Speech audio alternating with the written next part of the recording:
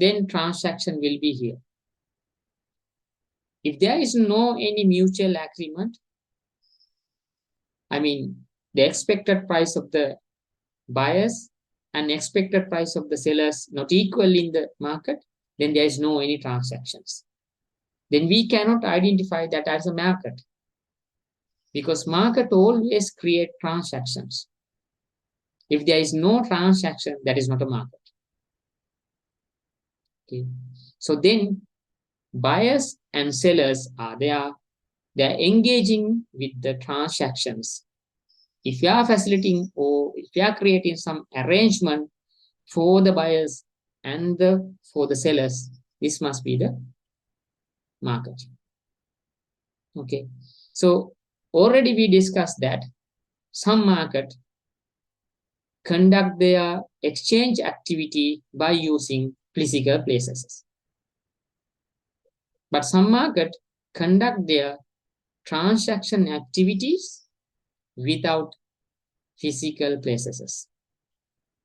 As an example, just consider about the market which you can identify in your living area. Weekly market, something like that one. Wait 1 minute, okay.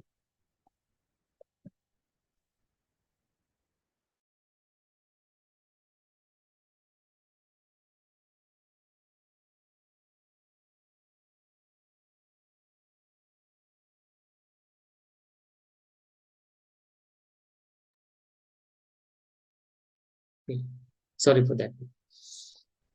So just consider about the market system as an example, which need physical places. I mean, this is the market. They are conducting their exchange activity with physical places. Just consider about your area. Consider as weekly fair. That was a physical marketplaces. A boutique, a supermarket. That needs physical places. But when we are discussing about marketplaces created in virtually by using internet, so then that is the market. They don't need the physical places to create the arrangement for the transactions. As an example, eBay. In domestically, we can say that Ikman.lk. It also a marketplaces, but there is no any physical places. It is virtual marketplace. Anyhow, with physical places or without physical places, we need only arrangement for the transaction. That is the major things you have to identify regarding related to the market activities. Okay. So then let's move to the definition of the market. Market is a set of institutional arrangement that allow the transaction to take places. Transaction means the exchanging goods and services between buyers and sellers. Buyers are there, sellers there. The exchanging goods and services. Goods and services, we call it commodity. Commodity. Commodity is the common word for the goods and services. And exchange money for that one. I mean payment system. Just consider buyers buy or purchase physical goods and services and pay for that one by using money. So then transaction fulfills. There's no errors. So then transaction means exchange goods and services between buyers and sellers. It will take place in the market. Actually, market create facility for the transaction. That is why I say that it facilitates the buyers and sellers who have the aim buying and selling goods and services in the economy. But you can see that exchanging factor, exchanging commodity, according to the exchange things, you can identify different types of market structures in the economy. If you are going to exchange goods and services which is suitable for the consumptions, we can call it commodity market. Okay? If you are going to exchange goods and services, if buyers and sellers exchange goods and services which suitable for the consumption purposes, that's the meaning of commodity market. Whether it is durability high or low, there's nothing to concern about those things. We have to concern about that is it consumable or not. If buyers and sellers go to exchange production factors in the economy, I mean land, labor, capital, each and everything related to the production factors as an input for the production process, that's the meaning of factor market. Alone that you can identify different types of market structures in the economy. Those are the market structures, different types of, we can call it category for the market. So then you have to make the corrections related to that one. This is not market exchange. This is not commodity market. Okay. Then write down in here commodity market. Commodity market. Exchange. Write down in here exchange. Exchange consumable goods. Exchange consumable goods and services.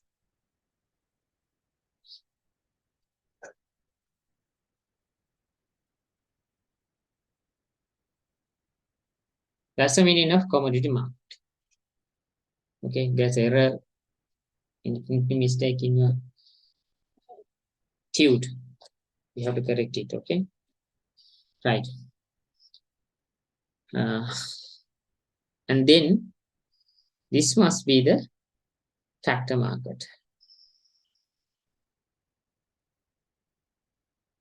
Factor market means buyers and sellers exchange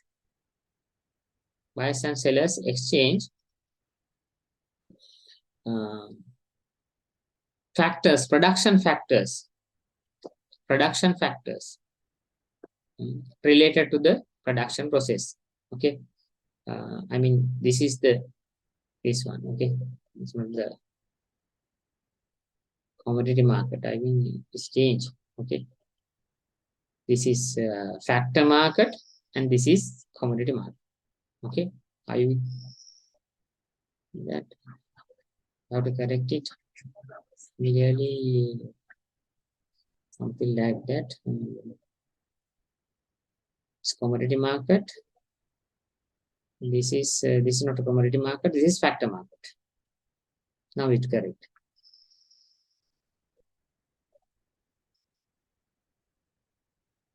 Okay, did you get the idea? Okay, then in factor market, we already know that what are the factors related to the economic subject: land, labor, capital, and entrepreneurship. Those are the production factors. In here, I mean factor market, they are going to exchange production factors related to the production process. Then that kind of market activity, it is related to the factor market. That is why they said those market rate raw materials such as oil, gold, and wheat. So then this buyer in here, this buyer is not a consumer. It's not a consumer. They are going to buy that kind of raw material to produce goods and services. Their purpose is different. Their purpose is produce goods and services. production purpose. But in here, this buyer, I mean, in the commodity market, they are not expecting to produce another good and services. Their purpose is satisfaction. I mean, utility.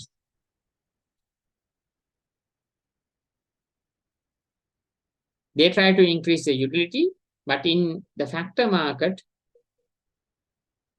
buyers try to produce goods and services. So then now you can identify in the commodity market, you can identify the direct demand, but in the factor market, you can see indirect demand, or we can call it derived demand, because this demand created by the producer because of the purpose of produce another good and services. Just consider about wheat, which use as raw material for the ingredients for the bakery productions. They are not going to consume wheat. They use wheat as ingredients for the producing cake and other things, bakery items. That is why we call it factor market. Okay. Another market also we have to take some identification related to that one. Other market activities also maybe there. Stock market. In stock market, those market trade stocks. Where the ownership of the companies, shares of the companies will exchange in the stock market. We can call it stock market, namely known as Colombo Stock Market, CSE, Colombo Stock Exchange. This is related to the domestic stock market. But when we are going to discuss about the stock market related to the England, they call it London Stock Exchange. Okay. There may be different types of names for that one. When we discuss about the Japanese share market, they call it Tokyo Stock Market. Okay. Name can be changed, but the mechanism is here for the stock market is exchange, ownership, and the shares of the companies between the buyers and sellers. Okay. So then you can identify buyers and sellers is different from the commodity market in here, I mean stock market. And again, another market you have to identify, bonds market. Bonds market mean those are the market which create the transaction between buyers and sellers. What are the exchange item? The item is government treasury bonds and bills. If you are going to engage with the government treasury bonds and bills transaction activity, that market is belong to the bonds market. We can discuss those things in next lessons also. Okay. And again, labor market, it is another market. We have to identify the labor market activity, which is exchange labors. I mean, physical and mental effort for the producing goods and services. We can call it labor. We are exchanging labor, which is the times and skills of workers. So then buyers are owners of the companies. In here, we can identify who are the buyers who will do the buying activity in this labor market. We know that they must be the owners of the organization or managers or something like that, which we can say that decision makers related to the economic activities. And again, sellers who try to sell that labor, actually general people belong to the labor forces in the economy. You got the idea for the labor forces, which expecting employment opportunities in the country, already engaged with the employment opportunities, Both are considered as labor forces. They are expecting opportunities, better opportunities in the economy to engage as a worker. So then we can call it labor market. But you know that according to the different type of market activities, the activities and representations also can be changed one market to another market. It changed one market to another market. And again, real estate market. In here, they are going to exchange real estate. Actually, we know that what's the meaning of real estate, that is land and buildings. They are going to exchange land and building in this type of market structure. So then now you identify 6 type of market structures and market category, different types of market. Why we discuss that one? Because you have to identify those different types of markets exchange different items. Buyers and sellers actually participate, but their expectations from commodity market to factor market is different. Factor market to stock market is different. Stock market to real estate market is different. Their satisfaction, expectations, profit maximizing, and everything will be different one market to another market. That is what you have to identify in here. So already we discussed that market is an arrangement. It's an arrangement to create the exchange between buyers and sellers. So then it is common for each and every market structure. It is common. Just look at the 6 category of this market. Each and every market create arrangement for the buyers and sellers to make the transactions. Item can be changed. Factor can be changed. Commodity can be changed. Things can be changed. It will be physical things, non-physical things, maybe commodity, maybe service, maybe stock, maybe government securities, bonds, and treasury bills. It can be changed. But you have to identify market is an arrangement for the transaction between buyers and sellers. That is what you have to identify in here. If you got the idea, that is okay. I think that you got the idea. Okay. Already we discussed about the market and different type of market structures. And now we can discuss about the demand. Okay. Always buyers represent the part of demand.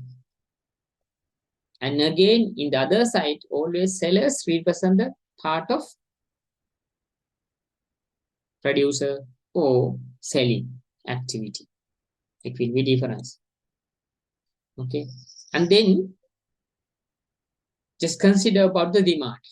Before identify the demand, you have to identify without those elements, there is no demand. What are the elements of demand? Basic elements demand.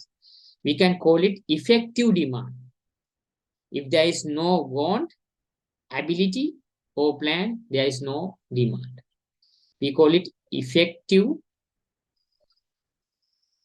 demand. Effective demand. There is no any effective demand without those 3 major elements.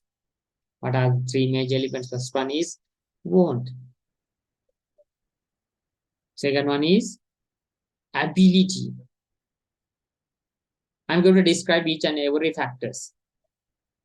What it represents, okay? And then plan to buy. If there is no any want or ability to buy, or if there is no any plan to buy, there is no demand. I mean, there is no effective demand. Without ability, without want, without plan, there may be some demand, but it's not a effective demand. Okay. So then what's the meaning of wants? In here, we know that each and everyone try to satisfy basic needs. Try to satisfy basic needs. You know, that shelter, food and beverage, transportations, sell clothes, something like that, major things. You can identify some as needs, basic needs. It is common for each and everyone. Wherever you live, it's not a changing factor. It is common and it is limited. Okay. Sometimes it can be changed, but we know that it is limited and it is common.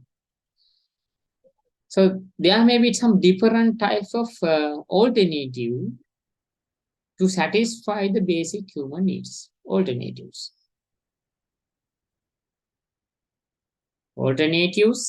which you can use to satisfy uh, satisfy the basic needs. As example, just consider food, these basic needs. I mean, in this time period, you are in a hunger. That is why you say that food is needed. And you can identify different types of methods, alternatives in here. Rice and different types of food items, string hoppers. You can list out many things. So then those are the wants. Wants mean the alternative you can use to satisfy the basic human needs. If you have want, if you need to satisfy that wants, you have to buy goods and services. You have to buy goods and services. By using goods and services, you can satisfy the wants. That is why we create that elements.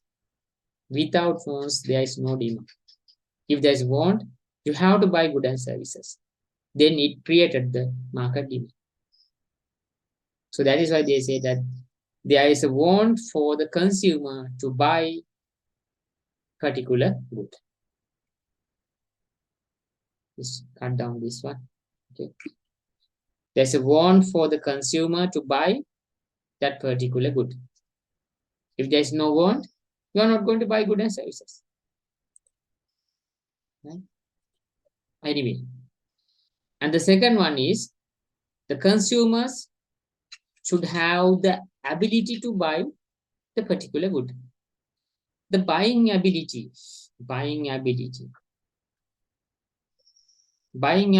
of consumer will depend on the income of consumer. And again, another major factor will affect to create the buying abilities, price of the commodity. I will discuss that by using example. Okay.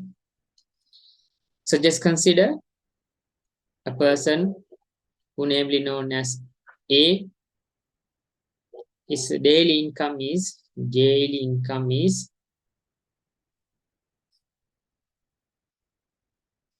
100 rupees. Just do not worry about the numbers. We try to identify the concept. Okay, then we don't need practical or actual numbers. That is why I'm using simple numbers. Okay, 100 rupees. This is 100 rupees. This income is just for one day, it is 100 rupees. And he buy only or demand only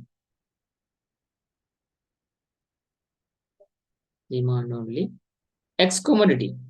The price of X commodity, PX, indicate that price of X commodity. Okay. The price of X commodity is just 10 rupees. Price of X commodity is just 10 rupees. So then now you can identify the buying ability of this person at that point. So what is the buying ability? Buying ability is 10 quantities. Q equal to 10. Q always represent the quantity of demand. Okay. So now you can identify this is the income. You are going to represent that income by using currency. That income we call it nominal income.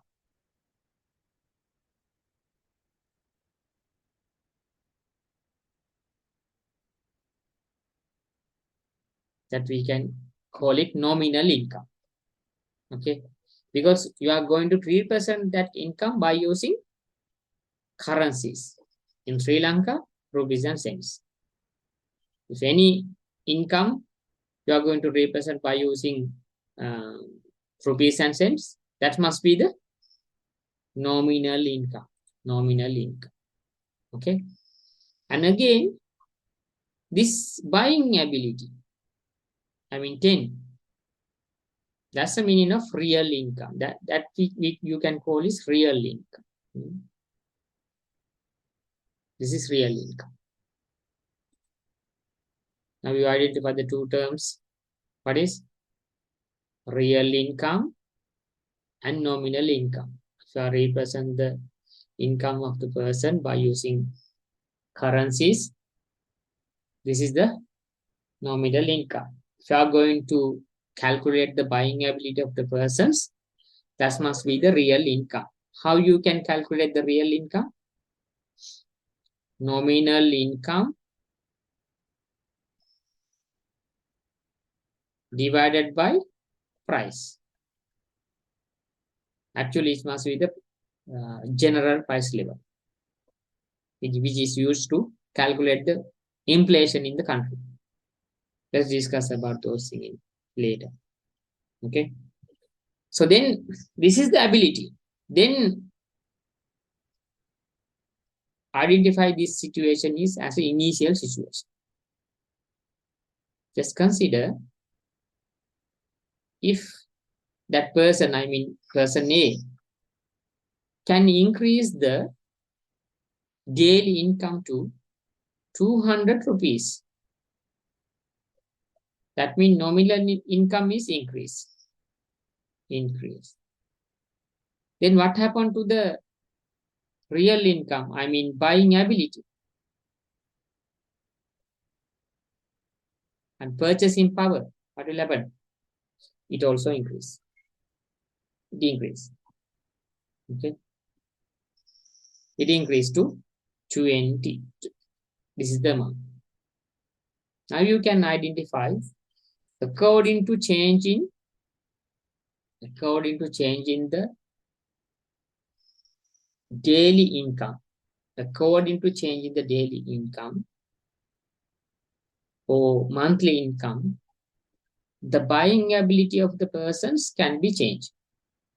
The buying ability of the person can be changed. This is a normal situation. I will take another situation. Just consider the price of the commodity. I mean P. Price of the commodity is changed to 20 rupees. Actually, it is increased. Then what happened to the buying ability? Just consider there's no any change in the prices, so no any change in the income. Income is constant to 100 rupees. At that time, price of the commodity increase. Then the buying ability will reduce to 5. Now you can identify according to the income of consumer and according to the price of goods and services, the buying ability of the people can be changed. We call it buying ability of consumers. If there is no buying ability for the consumers, there is no any transaction in the market. because each and every transaction created by the buyers as a buying activity in the market by using that buying ability. If there is no any buying abilities created by the income or price of the commodities, then there is no any transactions. So then now you can identify without buying ability, there is no demand. That is why we identify that it is a basic element to create the buying activities. It's okay to apply. And the consumer has plan. This plan. Consumer must have a plan to buy that particular good. If there is no plan, you will buy the commodities which you no need, doesn't want. Okay. You will be a part of the seller's track without plan. Plan means no need a biggest activity related to the plan. Writing down and searching, no need. This plan must be created in your mind. That is enough. This plan must be created in your mind. That is enough. That also we can recognize as plan to buy. If you are thinking something to buy, that's the plan. Tomorrow I must buy that one. If that is, if you can buy that one, now, if you think like that one, that is enough. No need planning something like you are going to use in construction fields. Sketching something, write down something, creating some flow. No need something like that things.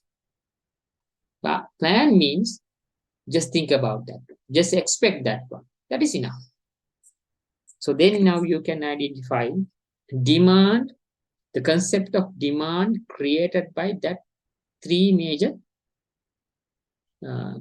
elements or factors. First one is want, second one is ability, third one is plan. If there is no any kind of want or ability or plan, so then there is no any effective demand in the economy.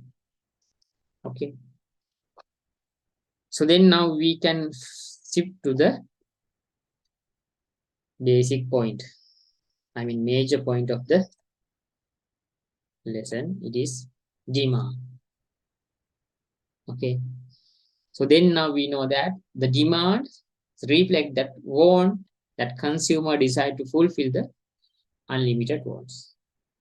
The concept of demand is narrow than the wants. Concept of want.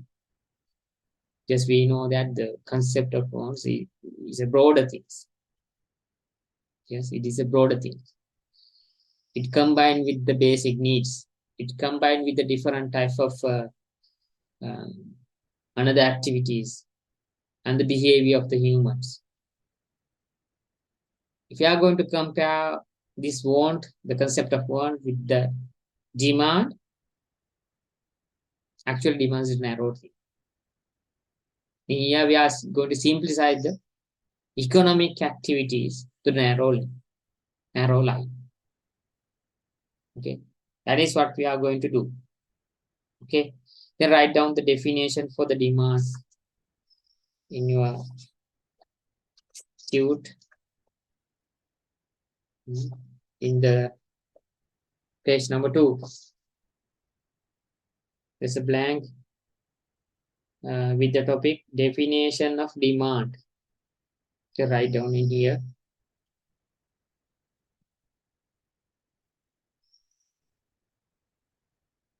Demand defined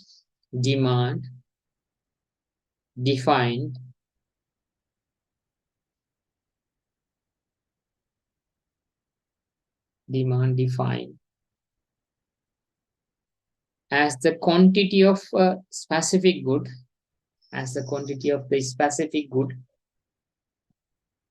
or services, specific good or services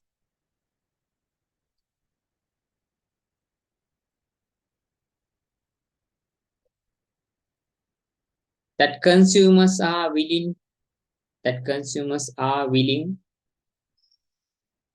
that consumers are willing to able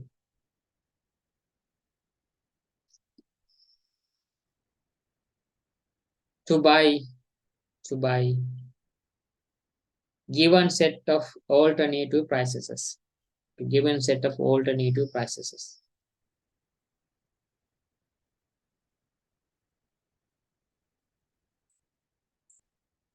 in a given period of time.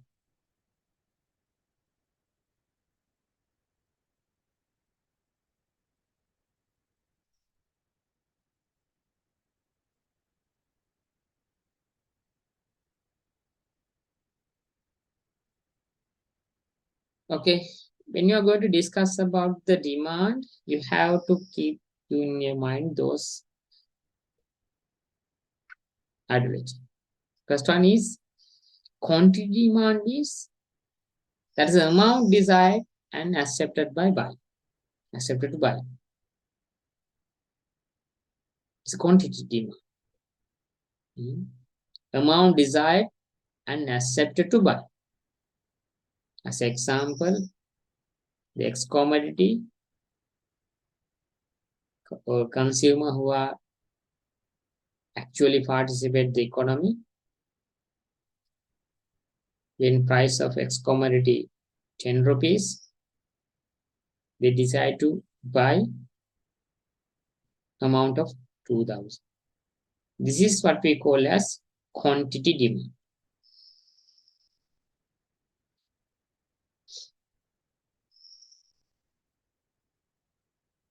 This is what we call as quantity demand.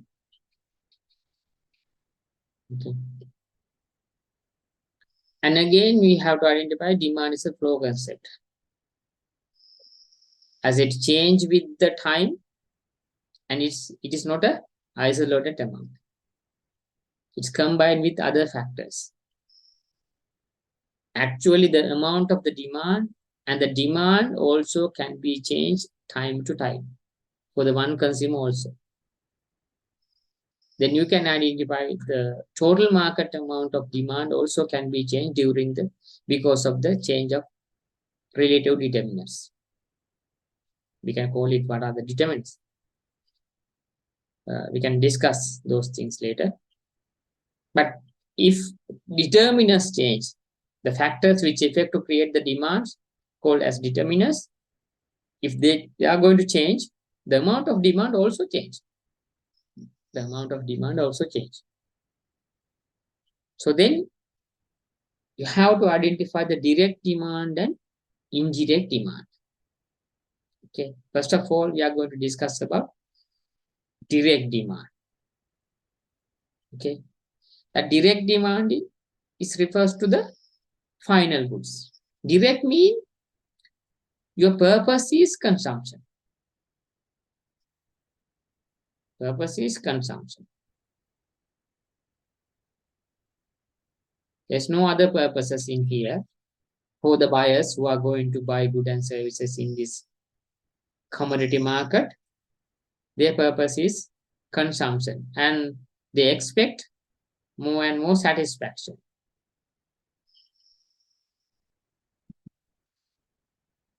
I mean, they are going to increase the utility.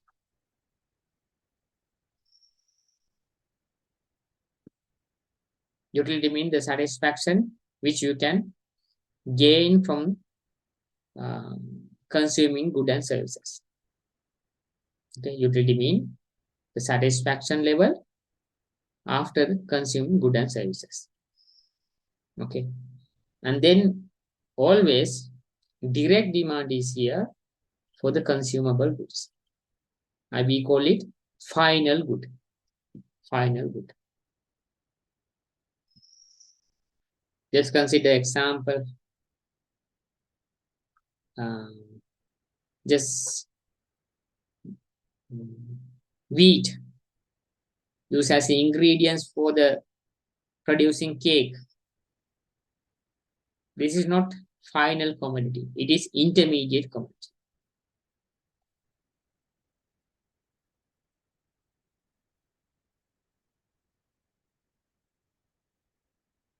If after converting that, flour into cake, this is the final good.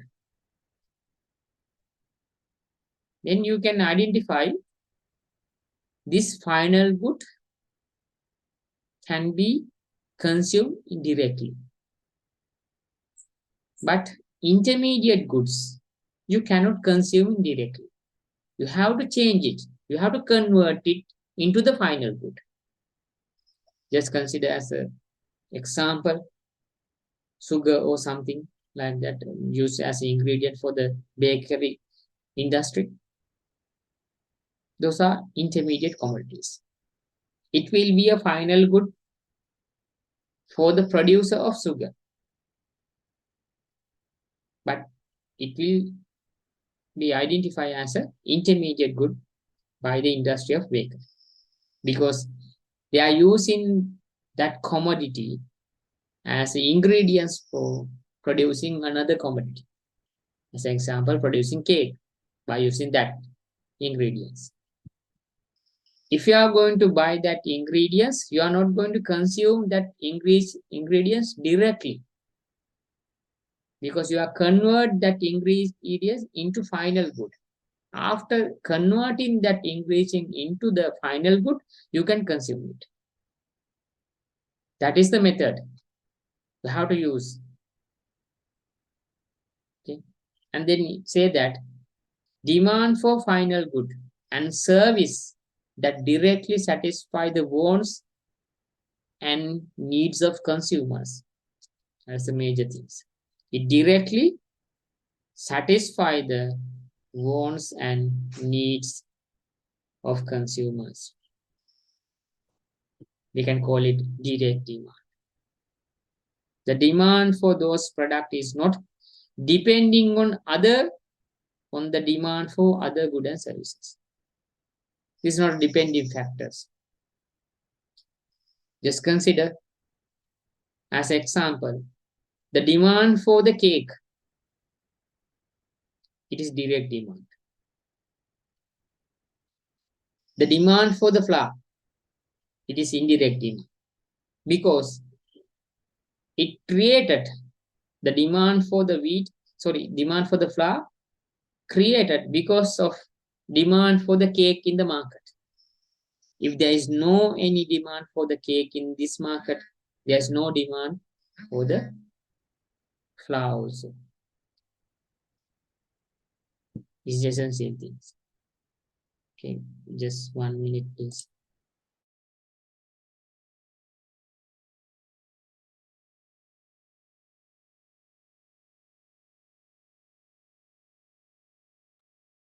Okay, sorry for that one. Okay, and then you can identify there is no definitive factor for the direct, because we are going to exchange consumable good. It directly satisfies the basic human needs and wants of the consumers. So then what are the examples for the direct demand in the market? Just consider about the food. We are going to directly consume that one. It directly satisfies. What kind of satisfy is there? Satisfy the hunger. That is why we are going to purchase or buy foods in the market. And again, another things can be called as clothing. Also, it provides warmth and also the cover the human body. Those are the needs. Those are the wants. Okay, it directly satisfies the human wants and needs. You can identify each and every example provide such things. Okay, it is not dependent on other factors, other demand. Okay, and again, entertainment. It also offers enjoyment and relaxations for the human beings. It also you can directly consume. It affects to satisfy the human wants and needs. Actually, this wants, because without entertainment we can live. Entertainment is not an indeed factor for the living of the people. And again, smartphones is a consumable good. It is a final good. It directly satisfies the wants and needs. You can use it for the communications with other peoples. You can use it for the purpose of entertainment. You can use it for the various functions to engage with the social media, or engage with other uh, internet activities, or otherwise you can use it for the education purposes also. So then there must be a multi uh, services provided by the smartphones. Different type of wants and needs can be consumed by using smartphone. For demanding for the smartphone, also you can identify that that demand must be the direct demand. It's not an indirect demand in the market, it's a direct demand. Okay, and we can move to the next. Indirect demand. Okay, right. Indirect demand.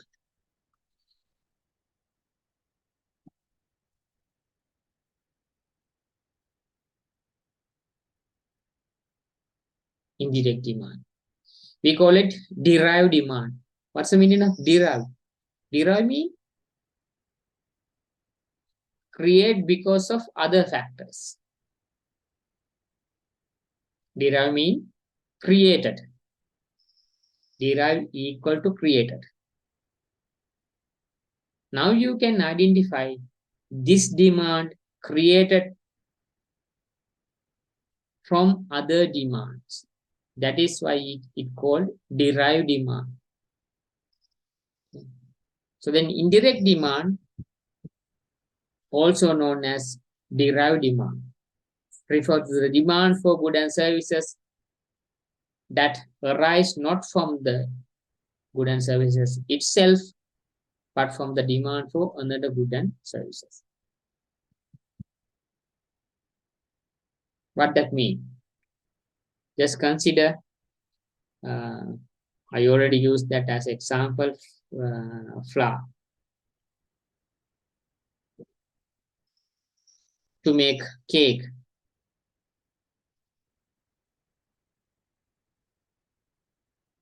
Okay. We are going to demand that flour.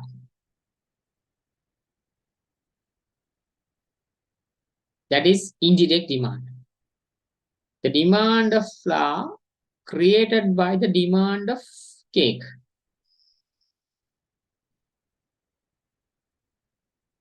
If there is no any demand for the cake, you are not going to purchase flour to produce cake.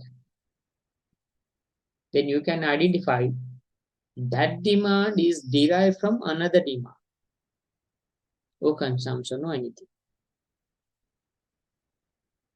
Okay. The concept of indirect demand is crucial in understanding the demand dynamic in the supply chains and production process. Then you have to identify this is related to the supply chain, goods and services for the entire country.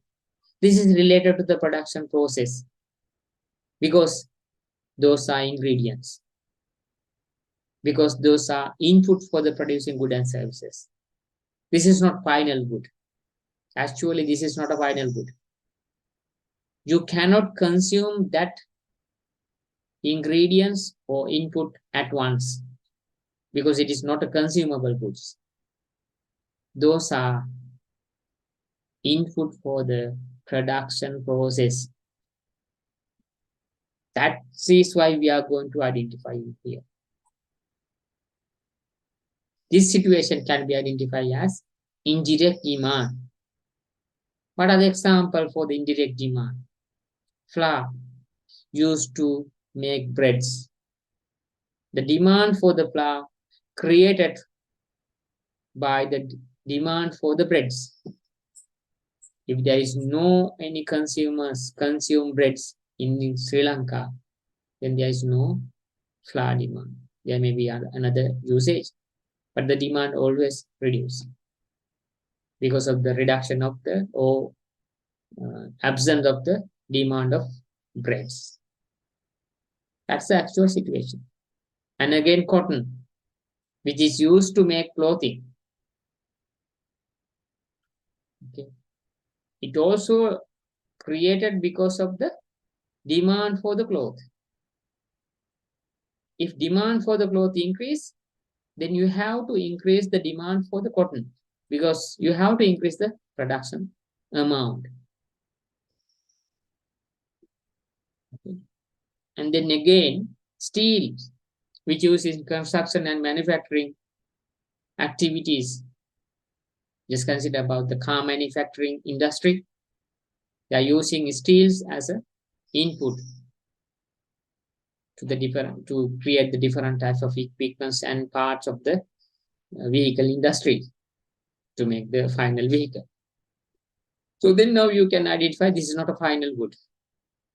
Always those are ingredients or input for the production process. Another one is factory machinery. Machines you can use to produce goods and services. Now you can identify very easily. You are not going to consume that machine. You are unable to consume that machine. Why? Because it is machine. It's not a food. Then you can identify this is not a final good for you because you cannot consume it. It will be a final good for the producers because it can use to produce consumable goods. Then you can identify that factory machineries, those are can be identified as capital for the production process. It also input for the production process. Now, the common feature of this whole example is input. The input of the production process. Then you can identify it very easily. The difference between direct demand and indirect demand. Already you maybe identify that production process input and the processing activity, and finally you can find the output. Those each and everything belong to the inputs, I mean indirect demand. Basically we know that the common word for all those things is intermediate good.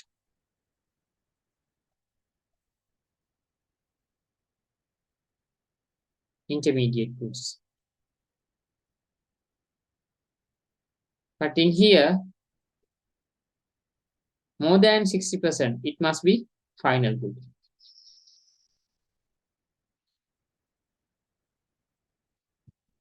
Sometimes it must be intermediate goods.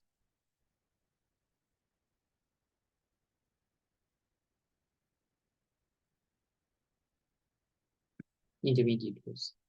Sometimes it must be intermediate goods. If any firm produce steel by using ingredients, then what happens? By using input, it must be a intermediate good. If any farmer produce dairy milk by using their livestock, dairy milk can be identified as final output of farmer, that particular farm. But that dairy milk will be a intermediate or ingredients for producing cheese, yogurt, and ice cream, other things of industry of another ownership. So it can be changed. Okay. In here, you have to identify the basic elements of direct demand and indirect demand. That is enough. And if you can remember the two or more example for the direct demand and indirect demand, that is enough. That is more than enough. No need to worry about the definitions. No need to worry about the definitions. Just identify the basic element. You can create your own definition for that, each and everything. Because in economics, we are not expecting definitions. So how to keep in your mind definition? That is not something like that subject in here. If you can create your own definitions by using major elements and major factors in different types of theories, that is enough. Okay, now we have to move to the identify the basic difference between direct demand and indirect demand. Okay, first of all, we have to identify the features and indirect demand and direct demand. I mean, direct demand and derived demand.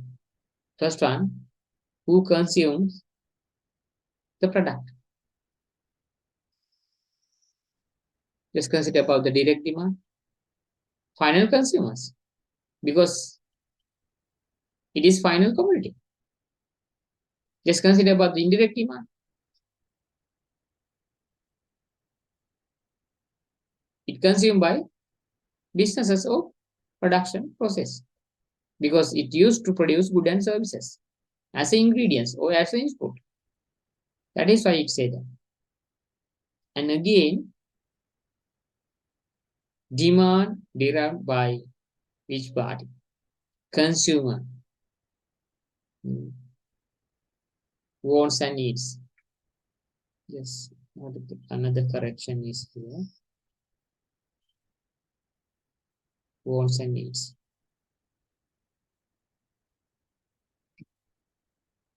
Consumer wants and needs. Okay. If there is no any consumer wants and needs, there is no any direct demand.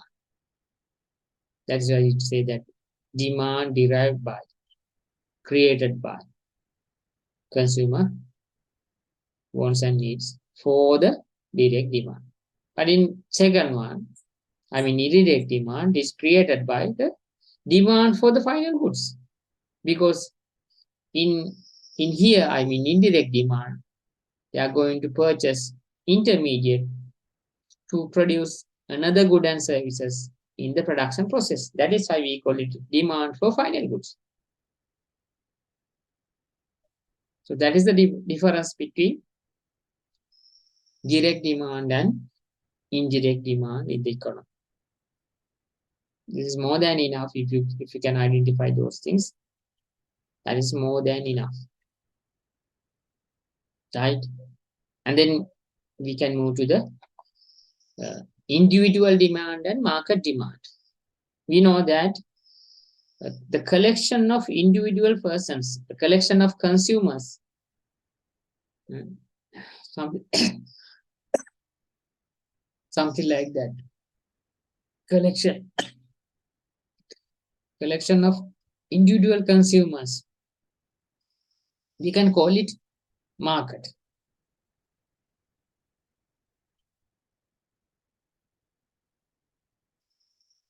One of the person who engage with the market activity, we can call it individual. Consumer. Collection of a consumer, it is concerned as market. Okay. And again, you can identify the difference between individual demand and market demand. So you have to identify the exact identification of individual demand. Individual demand means that this refers to desire to ability of single consumer. ability of single consumers to purchase goods and services at various prices. Ability of single consumer to purchase a good and services at a various prices. So then now you can identify a single consumer is here. Single consumer. Only one consumer is there. That's a consumption that can be identified as individual demand. This is not a collection of demand. And again, market demand. Market demand means all consumers in particular market. All consume in particular market. Purchase goods and services, various prices. That's the meaning of market demand. This is the collection of single consumer. You can identify this is the collection of individual consumer in a particular market. This is the market demand. Okay, so just consider about A, B, C, and D here in a particular market to purchase X commodity. If you are going to concern about demand of B, demand of person B, it must be the demand of individual demand. This is individual demand.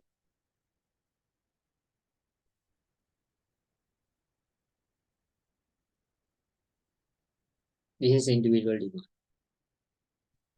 Okay. And if you are going to concern all consumers, A, B, C, D, together, this is the demand of market demand. As example, A tried to purchase 10 commodities. B tried to purchase 20 commodities. Okay. C tried to purchase 10 commodities. Okay. And then D also tried to purchase 10 commodities. If you are going to concern about the 20 commodities, which is as an individual demand of B, 20 is individual demands. But if you are going to concern about all the commodities, collection of all consumers as a 50, this is the market demand. Okay. So now you can identify the difference between market demand and individual demand. Okay. And then write down in here, I mean in the page number 3. Page number 3. This is that bank in the lower side. I think we didn't make statement for the indirect demand also. Don't write anything for the indirect demand also. Yes. Anything. Indirect demand. Okay. In page number 3, you can copy it. I mean indirect demand. I will speak about that one. Okay. Indirect demand known as derived demand. Indirect demand known as derived demand.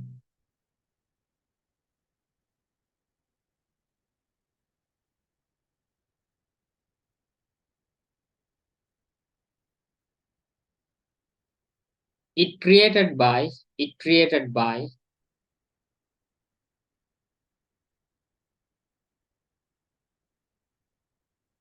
demand for other goods and services. It created by demand for other goods and services.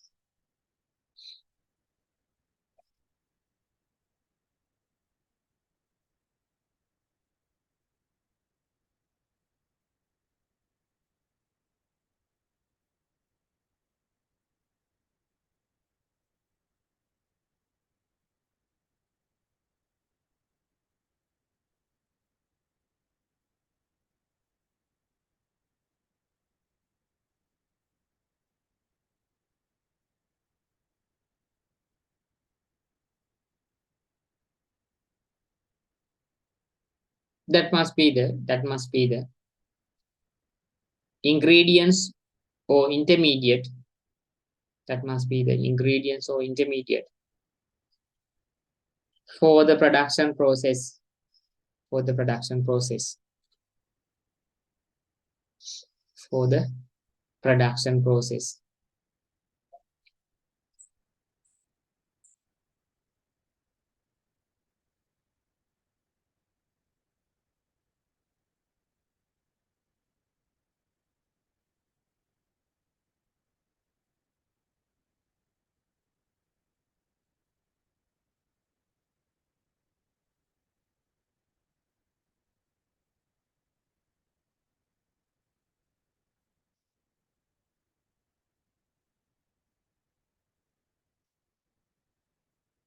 Okay, now let's move to the blank in third page in bottom line. You write down here.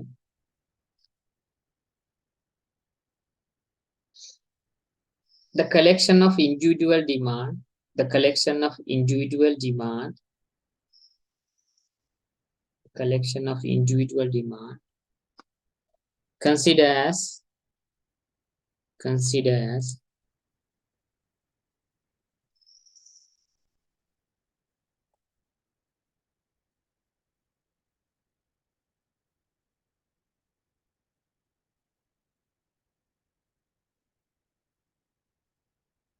market demand. Market demand.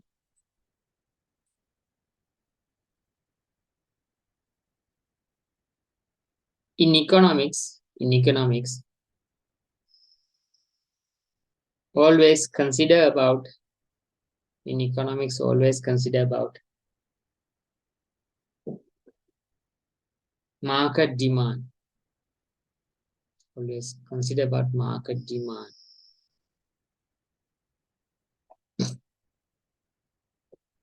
Okay, let's move to the here, the table which represent the difference between individual demand and market demand. So then we can categorize this difference into four major categories. First one is scope of the individual demand and market demand. Scope is, it is single consumer for the individual demand. Just only one consumer is there.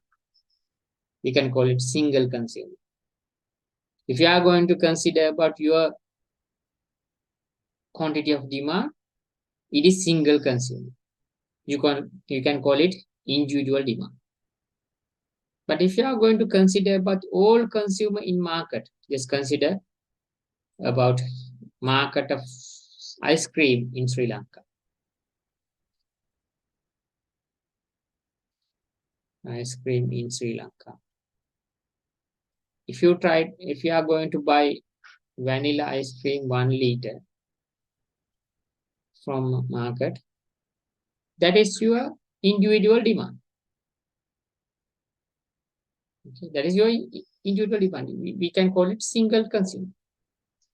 Then you consider as one of the consumer engaged with that particular market.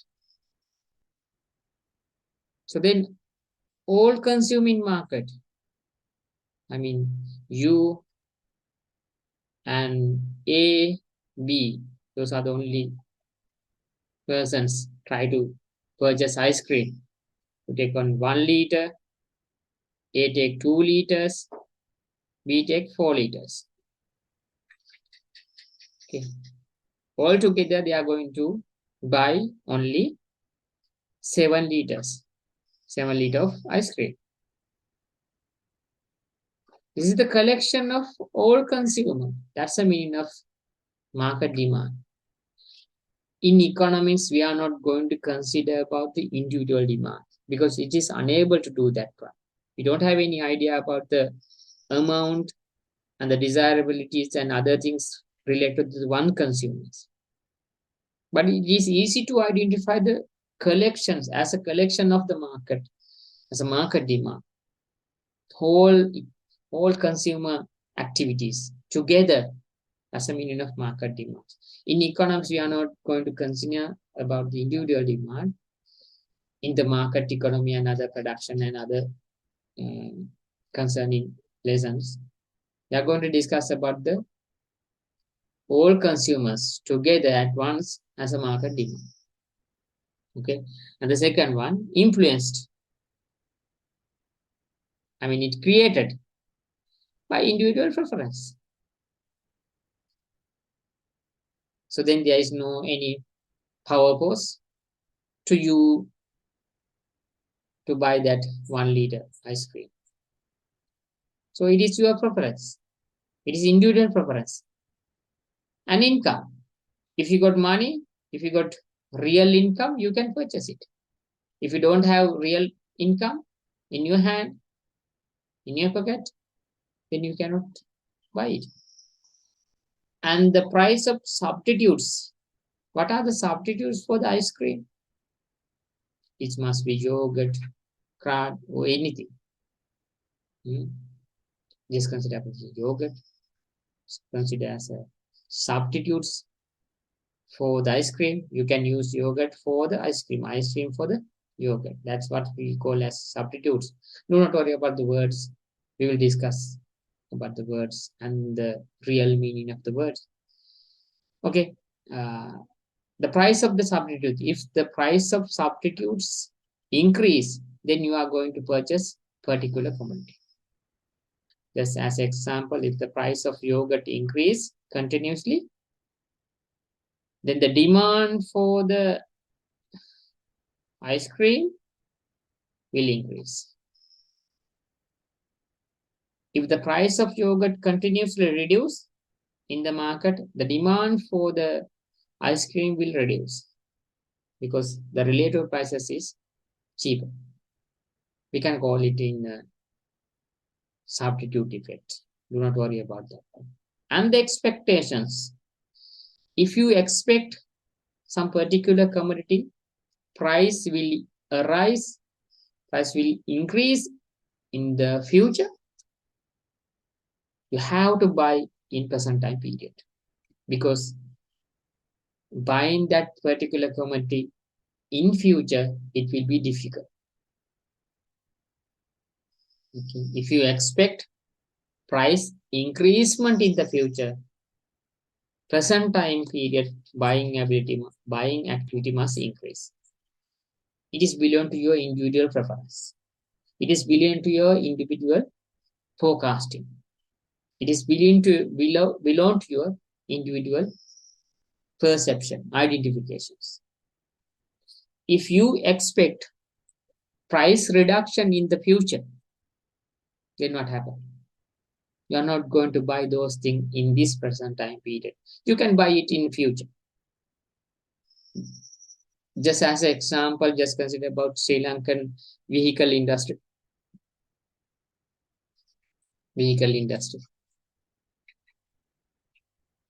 If you expect, your expectation is price will reduce. Price will reduce in future. Then do not buy in present time. Then what happened to your present time period demand? It reduces. You are not going to buy that because in future that price will reduce. Why you are going to buy that one in present time period? It's not suitable. So then now you can identify individual demand created influences by the preference of the consumer, one single consumer, income of the consumer, income in real income, it is not a nominal income. The price of the substitutes, we can call it a relative commodity substitutes. And again, the expectation of the single consumer, whether it is the expectation price increasement or price decrease in the future. Each and every factors influence to create the individual demand in the market. And again, market demand.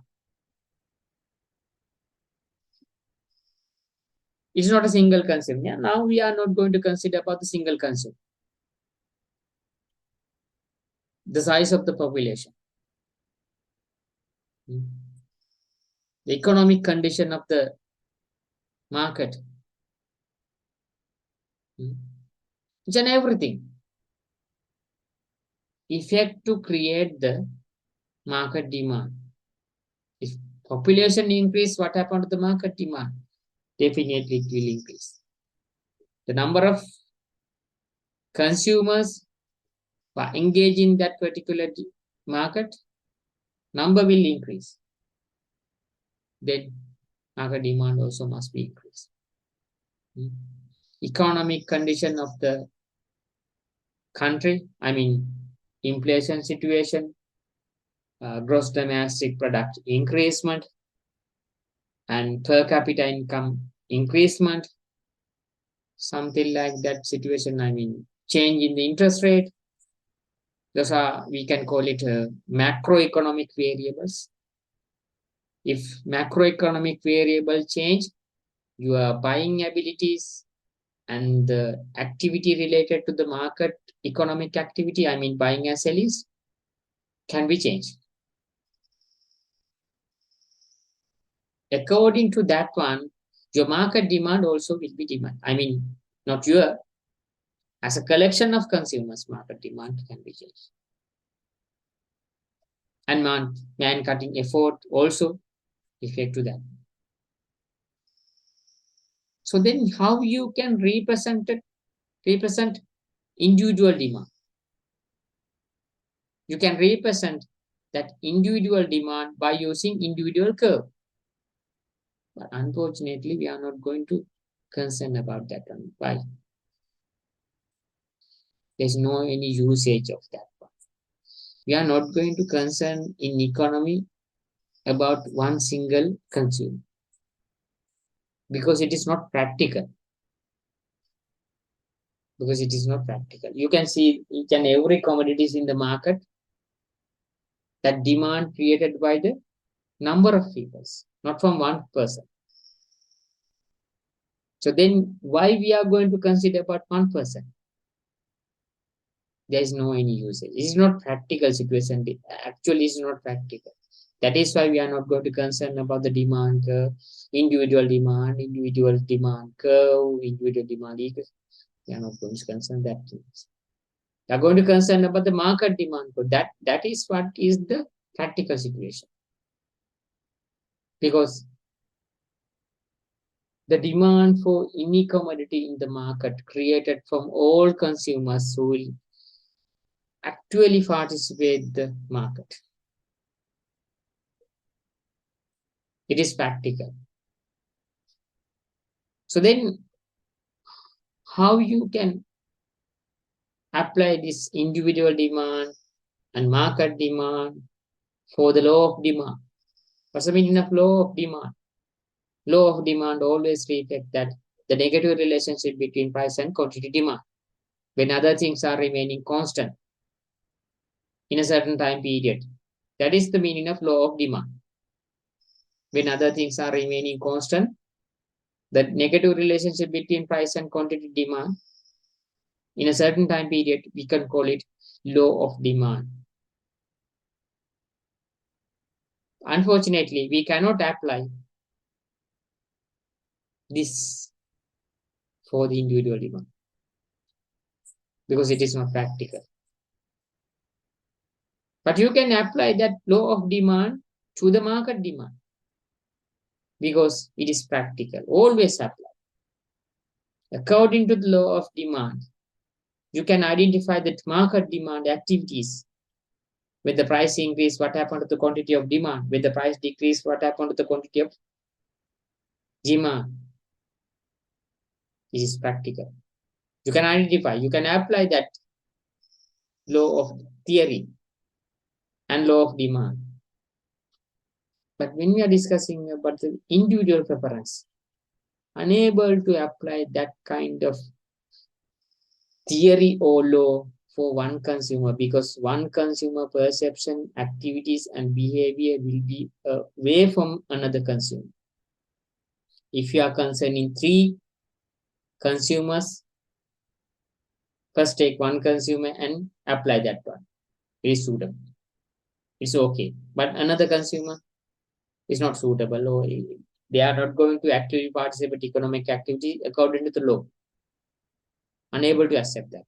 Next, it can be accepted. So then how you can use that, how you can apply that law of demand for individual consumers? It's unable to do that one. But you can apply those things, I mean, law of demand for the market demand, because it act as a collection of the consumers. That is what happened. Okay, that is enough for today. And who participate the online lecture is good for you. And thank you. And good night for you. Okay, bye.